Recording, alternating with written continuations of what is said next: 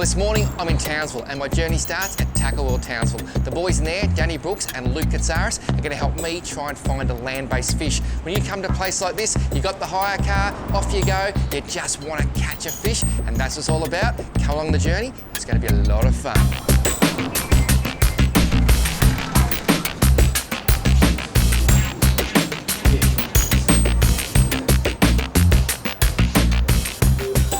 So land-based in Townsville, are we actually a chance of catching a fish? Yeah, Paul, definitely. A lot of big fish around town and easy to get to. So, where are we going to start today's mission?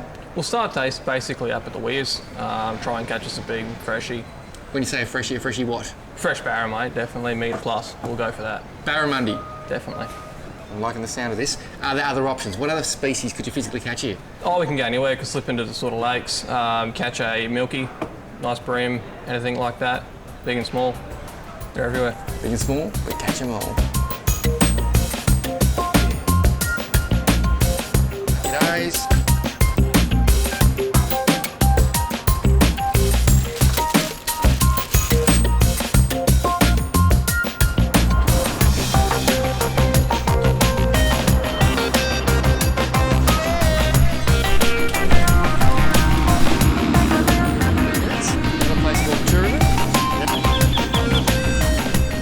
How's the water levels in the birds? That's right, mate. That's where we come. Well, our first destination this morning is Black's Weir, almost smack bang in the middle of Townsville. Now, you can't use a cast net in fresh water in Queensland, so the boys are busy collecting bait. What they're doing, small hook, small bit of prawn, flicking it out, catching some small bait fish, and later we're going to try and turn them into some big fish.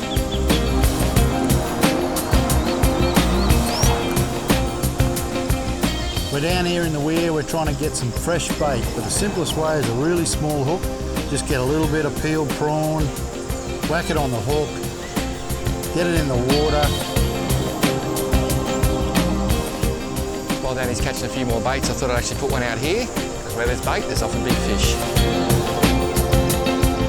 Got one.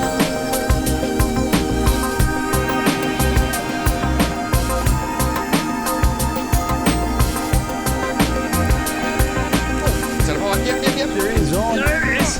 Nice fish, Paul. Solid. That is unreal.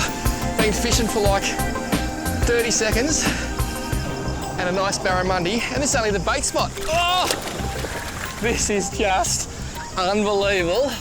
And the whole mission of today is just to show that anywhere you go in Australia, you don't need a boat, you just need the right advice. Oh, nice and you can catch quality fish. And the amount of hours, Luke, that people have put in to try and catch a barramundi around the country, do you think they're going to dislike me immensely at this moment? Oh, mate, there'll be a couple out there thinking, wishing they were you, mate. Look at that. Literally a drain in the middle of Townsville. It's a nice fish too, mate. He's going hard, isn't he? Very healthy. And that bait had been there for seconds. And Luke, I always say, don't leave fish to find fish. And when we got that bait here, I thought, you know what? It's got to be worth putting a bait where the bait is. Yeah. I slide him over. Fish is just hooked in the mouth. Well played. Well done, mate. That's a nice fish, isn't it? Lovely fish. Nice Now, fish. how's the colours on it? And how thick is it? I'll just get that grass off. He's tagged this fish too, look at that. He's got a tag in him. That is a cracking fish. Now, you see a lot of barramundi. How long do you reckon that fish should be? Because barramundi, we don't go by weight, we go by length. Yeah, that one there is probably around that sort of 70 centimetres. Nice healthy fish around here. And when do you start to rate a barra? Like, is it 60, is it 70, is it 80? When do you say, hey, that's a nice solid fish? Oh, look, mate, they're all nice fish, but sort of once up that 70 centimetres, metres are sort of pinnacle. If you get up to that stage, you know, you're doing something right. It's the magic mark. What a beautiful fish. We're going to actually record the details of this tag. We'll send them off to fisheries so they can do a lot of research about this fish. Now, it's called a swamp dog. Can you tell us why? Swamp dog basically get the meaning from the colour, where it lives. In the water here, it's a very dirty, stagnant sort of water. They get that colour, and yeah, they call them swampies. And you can tell we're in the middle of town, because I think I can hear a lawnmower, a mulcher, and a whippersnipper, and a truck going past on the highway as well. Townsville, yeah baby, loving your work. Well, these damn barra don't make the best eating, but they do make the best catching, so I'm going to put it back, give it a bit of a swim, and he's going to make someone very, very happy when they come to Townsville. Look at that, straight down the ledge. And I hear people in the background going, he's caught a barramundi, no way. And they're locals. I think they've just discovered a new little secret in Townsville.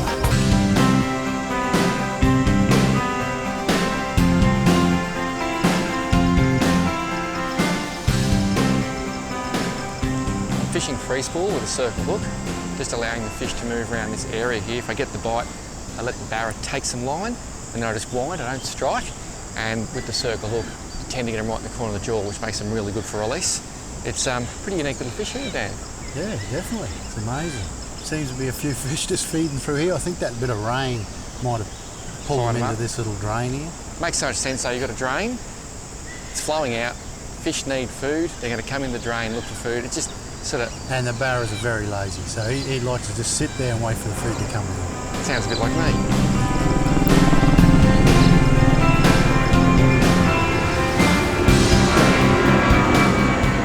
Smack bang in the middle of town, and the airport is about 5 minutes the other side of town, and we've got planes coming over us every 5 minutes. It's so incredible just watching them literally come over the top.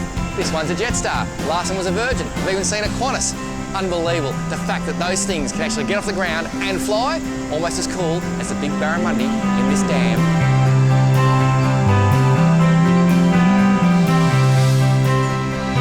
I'm going to show you the rig we're using today so you can do it yourself. We've got 20-pound braid as a main line, through an Albright nice strong knot to about 1 metre at 60-pound instinct leader.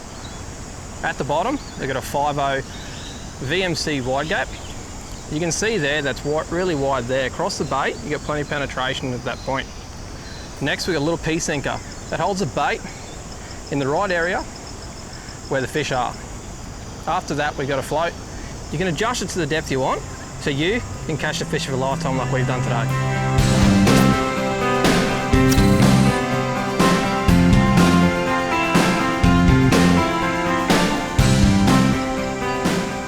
Gear of choice for fishing in Townsville's land-based is a little bit elaborate. You don't need anything quite like this, but it is nice to use beautiful gear. It's a G-Loomis GL2 bait caster, beautiful piece of gear. 6'3", rated 12 to 20 pound. The real new Shimano Tranx 300, probably the best Shimano bait caster I have used in a long, long time. And the braid, Finn's 40G braid, 45 pound, but super thin, bit of 60 pound leader on the end, afloat, and it's just a matter of waiting.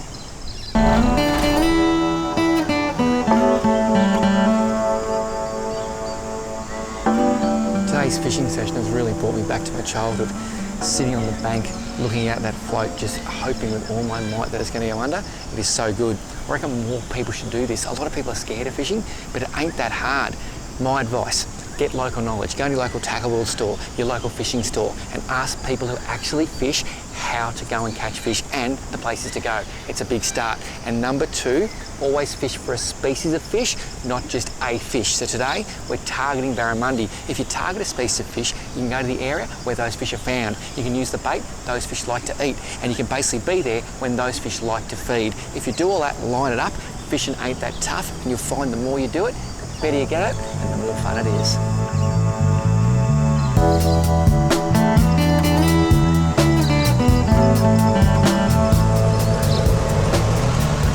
After that first barra this morning, things are going a bit quiet, so I'm trying to get some new fresh bait.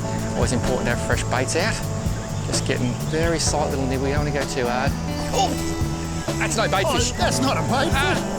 I need the net, boys. What have you got there, man? Oh, I got no idea. I might have a barra, I reckon. It's a very small hook. Oh, what is it? Hey, what have you got there? What is it? Looks like a tilapia pool. No way. How's the size of this thing? Just trying to get a little bit more bait, and whatever this is, come in and just scoffed. A little bit of a peeled prawn, he ate. Yeah, scoffed the peeled prawn. And he looks like an Oscar that you see in an aquarium, doesn't he? I think they are in the cichlid family. Really? Yeah. Just slide him up. And they're mouth brooders. They keep all their babies in their mouths. No way. Well, that is a first. He's a big fish. I have never, ever caught a tilapia. Now, do these things, oops, and the line just broke? That's the luck of the draw. I've never caught one. They come in all sorts of colours, shapes and sizes, don't Oh, they're mainly like that when they start getting that size. That might be a male. Yep. See how he's got a bit longer fin there? So, is it true that the tilapia is the carp of the north? It is. They're noxious fish. Yep. It's illegal for you to put that back in the water now. So we must kill this fish? Yep. Can you eat them? Oh, they do aquaculture them overseas. I know they're probably one of the best aquacultured fish of all, but because they're noxious here, they're no good here. However, in some of the Southeast Asian countries, they grow really fast, they're resistant to disease, great aquaculture fish, really. And what were you saying about mouth brooders? Yeah, they're like a cichlid family, so they hold all their babies in their mouth. so that they protect the babies. Yep. And they'll look after them longer. You know, a lot of fish will just lay eggs and then leave them. These things keep onto them, look after their clutch for as long as possible, and they got more chance of survival that way. Unbelievable. Danny reckons it's a cichlid. To me, it looks quite healthy. Last time I fished this drain, we had bucket loads of rain, water was pushing down here, we're actually casting lures, and we had barra stacked up, just like a Northern Territory runoff. Cast after cast, bang, fish leaping out of the water. We caught some absolute crackers and had a blast. Today, totally different. Bright sun, middle of the day, there is no runoff whatsoever. We're literally relying on fish coming in having to find our baits, so the fishing's a little bit slower, but as you can see, we're still getting amazing results. Smacked it, mate. How's the take? Just smacked it. Danny's over there on the phone doing business, not what he's on, but mate, and you said we might struggle a bit in the middle of the day. Yeah. He's a solid fish. Thought we might He's find a bit solid hard. fish. He's nice, mate. And you've literally just been casting the bait up and letting it roll down again. Casting up, worked along this edge. Yep. Just before we seen a bit of a boil, so I thought it might have been a fish feeding. And yeah, it was. We actually said, yeah, I just saw a buff and I missed it. And obviously you come through and went bang. And this is about persistence, isn't it? It is, mate. I mean, we really tried hard today. And we were going to move, but at the end of the day, I've got a saying, you never leave fish to find fish. So we just stayed, and they said, oh, look, middle of the day you might struggle, but that's not a struggle, mate. That's a barramundi. It's a good fish. I'll go in and get it for you. Gotta be happy with that. Mate, very, very happy. And what's the idea behind the float? The float's keeping that bait in the strike zones. Yep. So your bait's always up off the bottom, not just sitting there flapping around doing nothing. That's a solid fish. I'm going to bring him out in the light. Look at that. How's the dorsal spine, mate? It's a long way up. Actually, a little bit deformed there. It's a bit of a gap there. It's not should really be there. Now, you really got to watch barramundi because I've had more scars and injuries from barramundi. Those guys down there, they are deadly. Those just near the anal vent there, they are nasty. Those gill plates, they have got some serious cutting edges. That's why you got to use 60-pound leader in it. You do, you do. And that dorsal spine, ulch, what's blowing me away about these fish, mate? They're so heavy. There's a lot of weight in them, mate. You can see how actually thick they are through the shoulders. Food's a lot in here, so they just sit there and eat until they do. They don't got to move fast. What are they eating? They're eating all your fish, like from bony bream all the way to banded grunners. Small, bigger fish, you know, they'll eat fish nearly half their size. Yeah. So they'll feed on their own. So eat small barras as well. Well, that is an absolute horse. In fact, we're going to call him a donkey. Donkey of a fish. Well done, mate. It just goes to show that even the wrong time of the day, with the sun high in the sky, you can still catch quality barramundi in Townsville. Well done, mate. That is an absolute stonker. We've been swimming this fish to make sure it has a wonderfully long life. Luke, tell me, what is it about barramundi that floats your boat? Oh, mate, as you just seen, it's the take, it's the jumps, it's the fight, it's everything. They're just great fish to catch. Pretty special, eh? They are, they really are. They're such a beautiful, beautiful fish. A lot of Australians think that barramundi are native to Australia. They're actually caught in many other countries around the world. They're called sea bass and all sorts of things, but I reckon they're ours. Aussie, born and bred. Mate, whenever he's ready, just give me all the ease, paddle him. This one's ready to go, mate. Yep. Let him go, mate. Back to the swamp to harass many little fishes. Look at that. Oh! Off it goes. And he was not worried about saying goodbye at all. Not at all. Townsville. Midday, actually. Just look at the sun, it's about 2 minutes past. We're still